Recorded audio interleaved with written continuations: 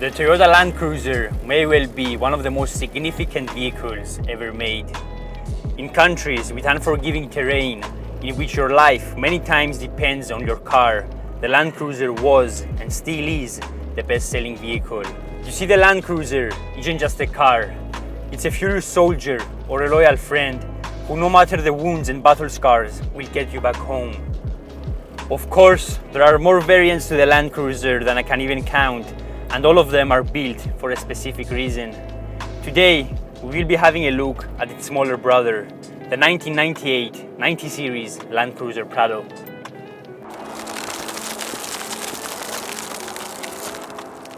This isn't the kind of review where someone has taken the car out for a day or even a week. I have owned this car for 5 years, and throughout that time I have put it through its paces both on and off-road. So in this video, we will be addressing how a 23-year-old car copes with off-road use by going over what broke during those 5 years, while also including some ownership and driving impressions.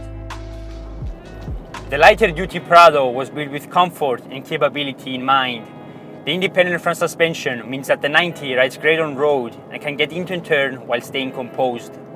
Of course, the independent front suspension is a compromise when off-road, but as mine has the optional rear locker, its off-road abilities are very impressive for a stock vehicle.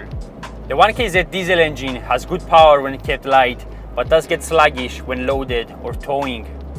It's definitely not the most economical diesel engine out there, with a fuel consumption of about 13 to 15 liters per 100 kilometers, depending on circumstances. As many other old Toyota diesel engines did, when overheated, they tend to crack heads. So always keep an eye on the temperature gauge, and if you can, install an intercooler and a better radiator to keep those operating temperatures down. I live in a very hot environment and my engine is completely stock, and I've never had any issues. There's plenty of space inside the 90. The seats are comfortable but are getting old now, so changing them will only make the driving experience better. The armrest makes a huge difference on long road trips, and some models even have a higher armrest which provides more storage space and it is even more comfortable. The clutch and steering are very light and the window line is high, so your vision doesn't get cut off by the roof if you're tall. There is plenty of seating space in the back with enough head and leg room for tall people. The bench seat might not look that comfortable, but it's far better than you think it would be. The third row is a bit cramped for adults and the floor is too high, but you could squeeze a couple of people in there if needed. The main benefit of the long wheelbase model is the rear doors and boot space, which is more than enough for touring, especially if you remove the rear seats. The rest of the interior is basic. This is an old vehicle after all, and mine is pretty much the base model, so there aren't many luxuries in here.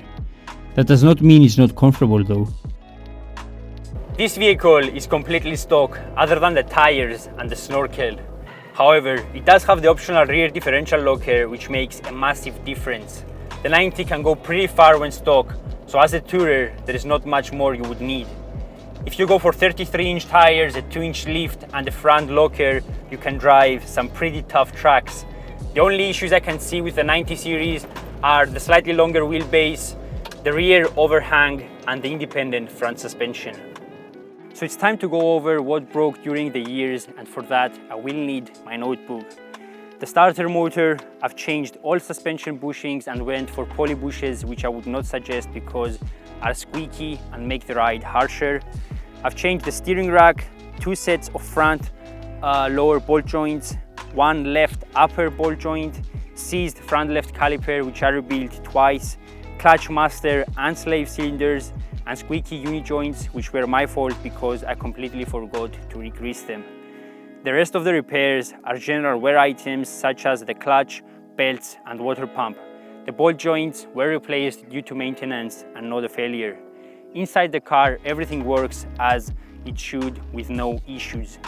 These cars do have some weak points, which I have gone over in my buyer's guide video, which is linked in the description down below, but otherwise are very robust and reliable vehicles.